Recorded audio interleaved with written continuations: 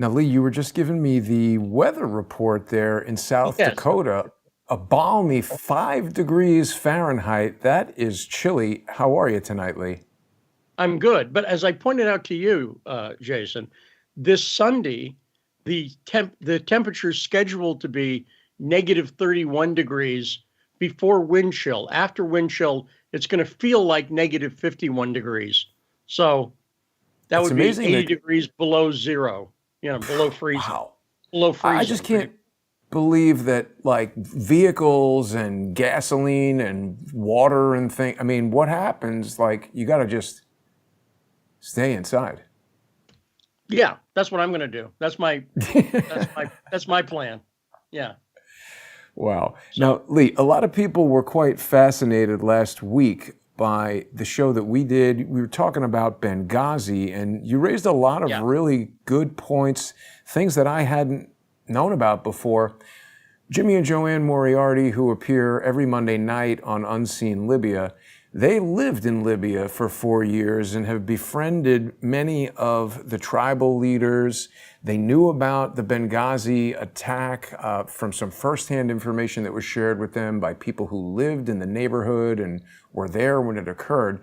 I really want to get you together with them because I don't necessarily think it's an issue of you being right and them being wrong, or them being right and you being wrong. I think this is a very complicated situation that has a lot of details to it. And I think that it could be beneficial to everyone in understanding it if we were to have sort of one final wrap up on this where you and the Sure. Moriartys could participate in one show and talk about the whole thing. Yeah, I'm in favor of that. My big objection is people need to understand why. Do you know why this lie about the video having nothing to do with it was put forward? It was put forward to defend Islamic jihadists. I'm going to say that again because people miss this point. What's the benefit of saying, well, do you believe that Muslim people would actually kill some people over a video that insulted a bad video that insulted the Prophet Muhammad? And the answer is yes, I do believe that. Do I believe all Muslims would do it? Of course not. That's absurd. Do I believe some Muslims would do it?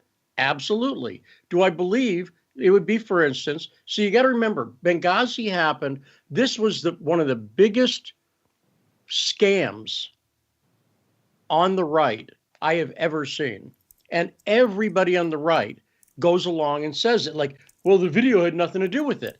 You're buying into pro-jihadist propaganda at that point. Because I really want you to think about this. This happened before Charlie Hebdo. If I were to sit here and go, no, look, remember that Charlie Hebdo attack, the In French Paris. satirical magazine? Yeah. What if I said, no, that wasn't really about that, Jason. There was something else going on there. That was just a pretext to make it look like that happened, but really they were moving weapons and they were doing this or whatever. You'd go, well, wait a minute. I think that the people who did that absolutely did that because they believed the Prophet Muhammad had been insulted, and certain Islamic fundamentalists believe that's fitting of death. The Theo Van Gogh story shows that. Right. Over and over and over again. And this, I'm telling you, this is one of the biggest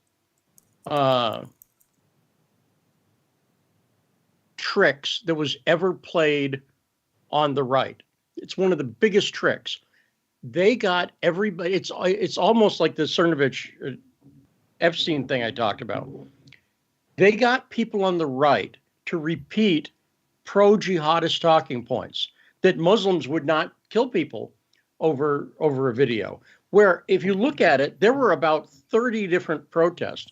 And this is so ingrained in people that even though we showed the El Naz video last week, you saw it, right?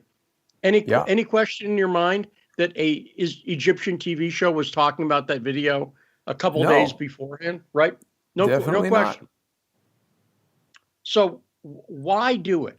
And the whole thing creates a sideshow distraction away from what one of the underlying issues, which is the fact that these weapons were being moved, which it sounds like, I've never talked to Moriarty's, sounds like they agree on that.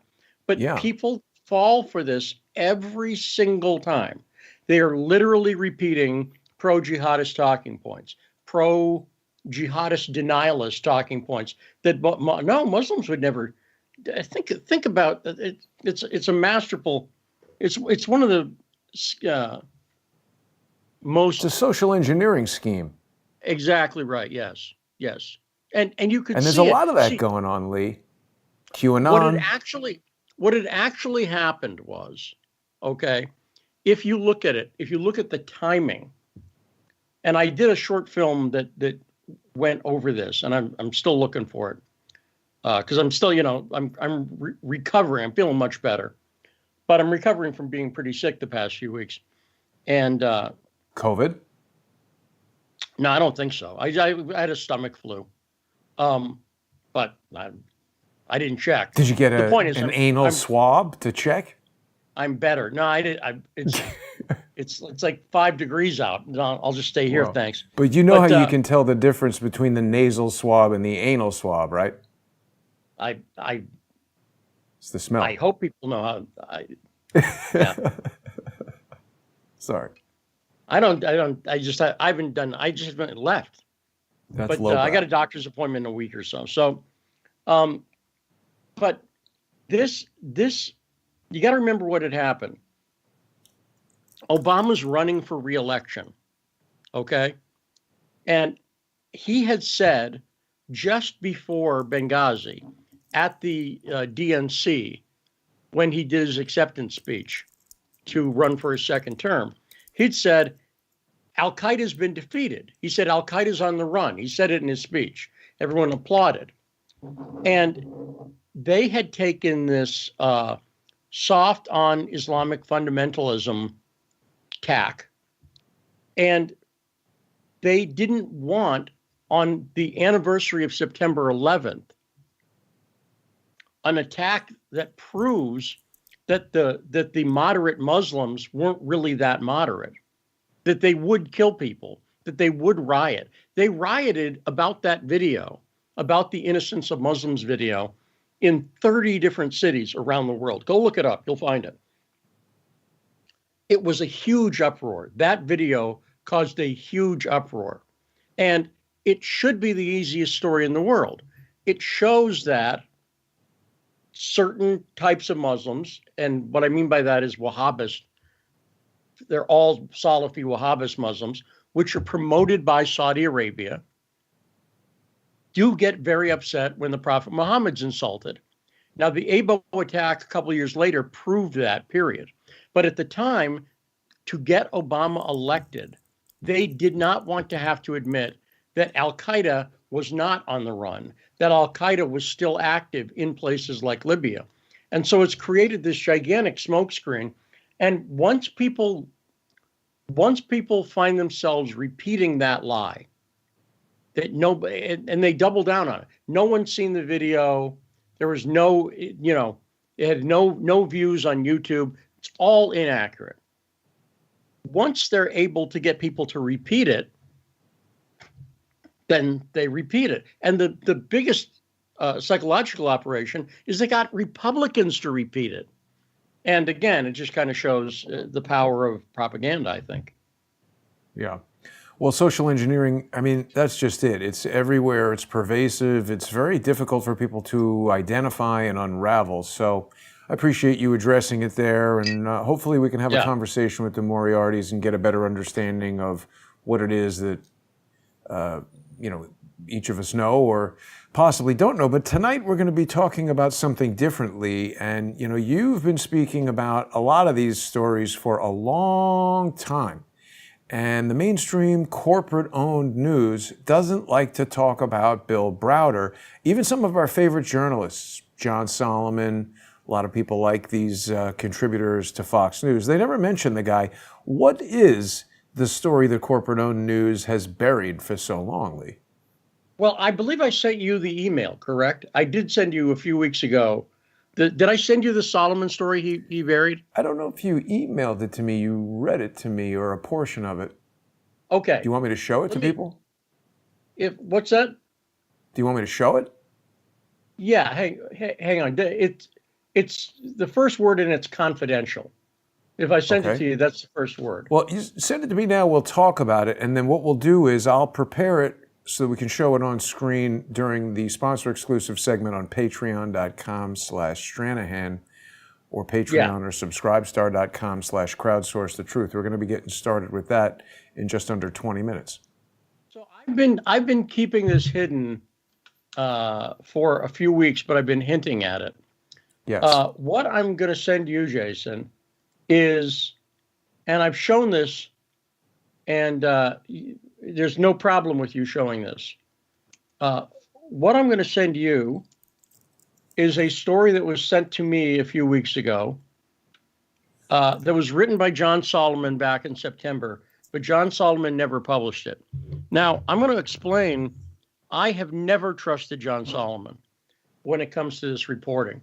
And there's a reason. And this story absolutely confirms every worst suspicion I had about John Solomon. John Solomon is excuse me. John Solomon's a limited hangout artist. And he's a limited hangout artist in the same way a lot of people on the Fox payroll, whether directly or indirectly. And what I mean by indirectly is, I don't think Solomon receives compensation directly from Fox. Probably. But being on there gets him a lot of publicity, and he can write books and stuff. Exactly right. And gives him millions of views and everything else. John Solomon's purpose, however, is to do a limited hangout, which is to give people about 90% of the truth, or 10%, depends how you look at it. And what I mean by that is that I actually don't think most of what he says is the truth. I think most of what he says is inaccurate, but that's, you have to define the context properly to understand that. On the issue of Russia, he presents 0% of the truth. Wow. Now, I'm not saying on the issue of RussiaGate, on the issue of Russia, and that's the difference in the context. It's a low percentage.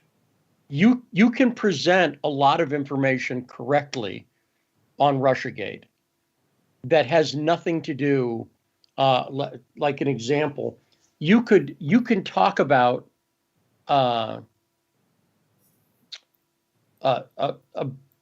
about the way the FBI started Crossfire Hurricane, for instance. Okay. Mm-hmm. And you reporting that part of the story doesn't require you to have an opinion one way or another on Vladimir Putin and Russia. Does that make sense? In other words, yes, they're separate. Okay. You can talk about the specifics of how the investigation started and a zillion other things.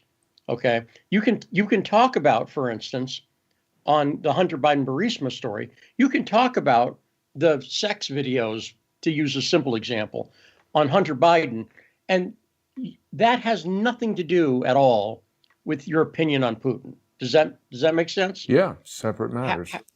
However, if you're going to talk about RussiaGate, the thing I have said in my perspective, and it's different than literally, Jason, pretty much every other journalist I know. I could name about 4 or 5, Lucy Commissar, a few people who cover the Browder story. I am the only one I know, aside from a few other people, who views RussiaGate as not an attack on Trump primarily. And I'll say that again, because I want people to see this is really fundamentally different. But I think I can make the case for it. And I think it's important that people understand it. RussiaGate was not about Donald Trump. It wasn't even about Hillary Clinton primarily. RussiaGate was part of a longer story about relations between Russia and the United States after the fall of the Soviet Union. Okay? So from the early 90s, let's go with that. From the late 80s, early 90s till today, there's a story, there's an arc about the relationship between the United States and Russia. In the 90s, under Bill Clinton, we were allies, more or less, with Boris Yeltsin. Another way of saying it is he was a puppet of the US. And the reason for that is there was a scheme to steal assets from Russia. And this was done with people like Larry Summers, former Treasury Secretary, and Bill Clinton, people connected to Bill Clinton, Strobe Talbot, the Shearer family, and so on. And that's the broader context here. And RussiaGate was part of that. The everything that happened with Ukraine is part of that. And so what I'm saying is, if you really want to understand RussiaGate, you can't see RussiaGate as the whole thing. You've got to see it in the context of a chapter in a multi-chapter story. That and when you see it that way, which is how I view it, when you start to see it that way, it's so what I'm asking people to do, and I know it's somewhat difficult for people because they're used to seeing it in a certain way. They're used to seeing it as suddenly people are talking about Russia, Russia, Russia after Hillary Clinton loses in 2016, right? That's the way most people experience the story. By the way, myself included. I didn't understand any of this until I started deeply investigating it.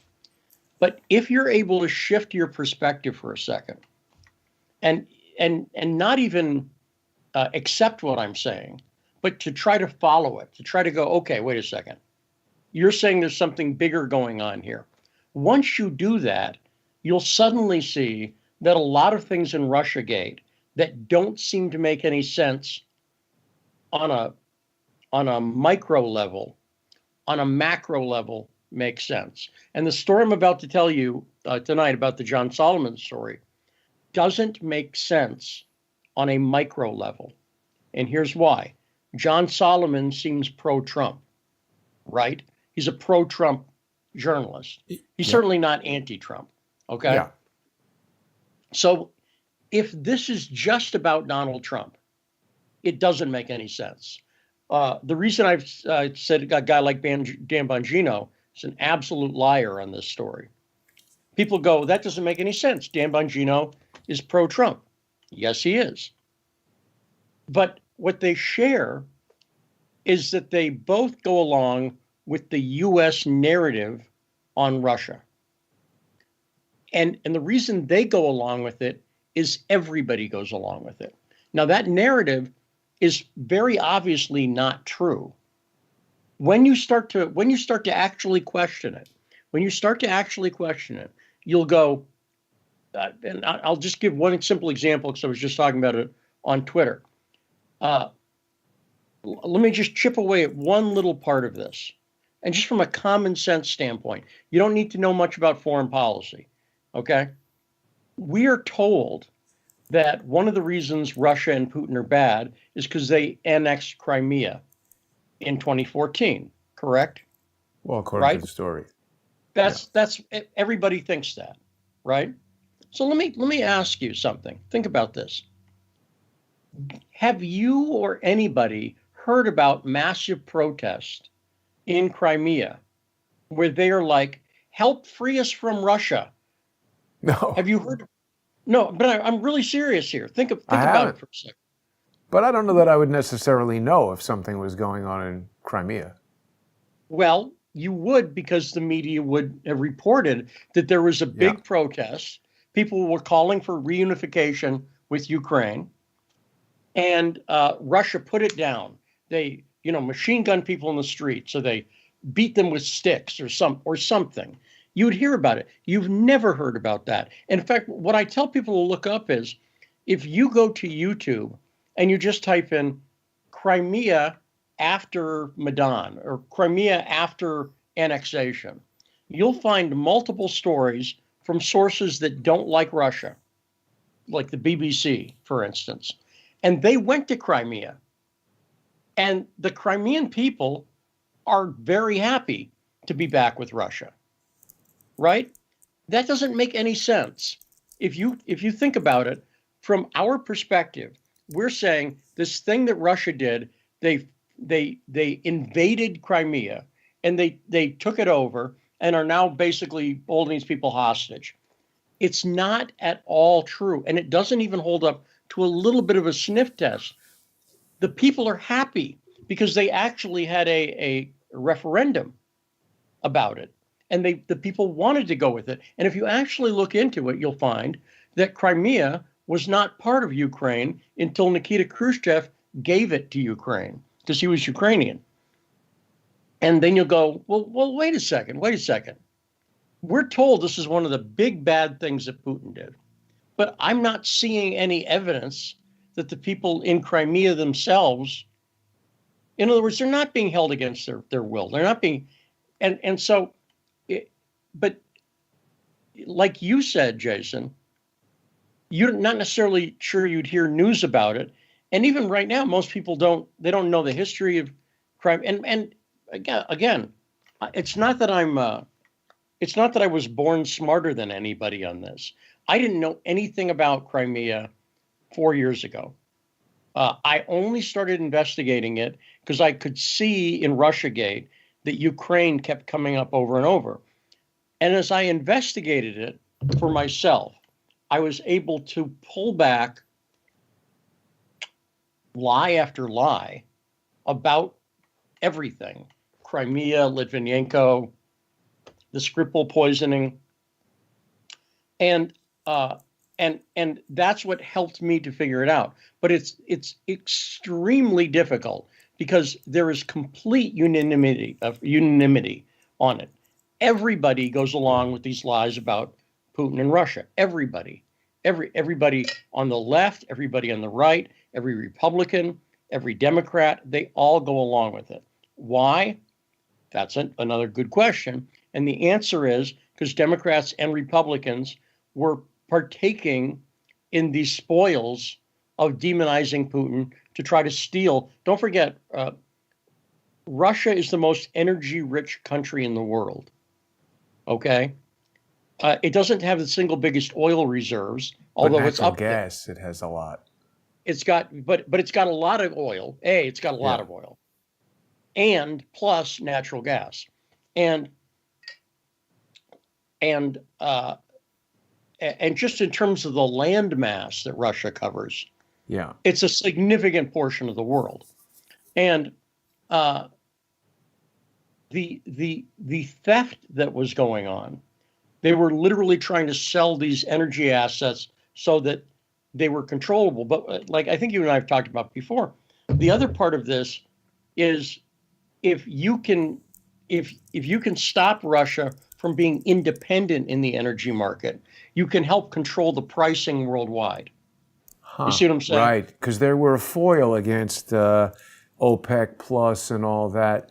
So Lee, we're just about ready to begin our sponsor exclusive segment on patreon.com/Stranahan, patreon.com/crowdsourcethetruth, and subscribestar.com/crowdsourcethetruth. Our resourceful viewers have informed me that Nikita Khrushchev's son was murdered in Rhode Island last year.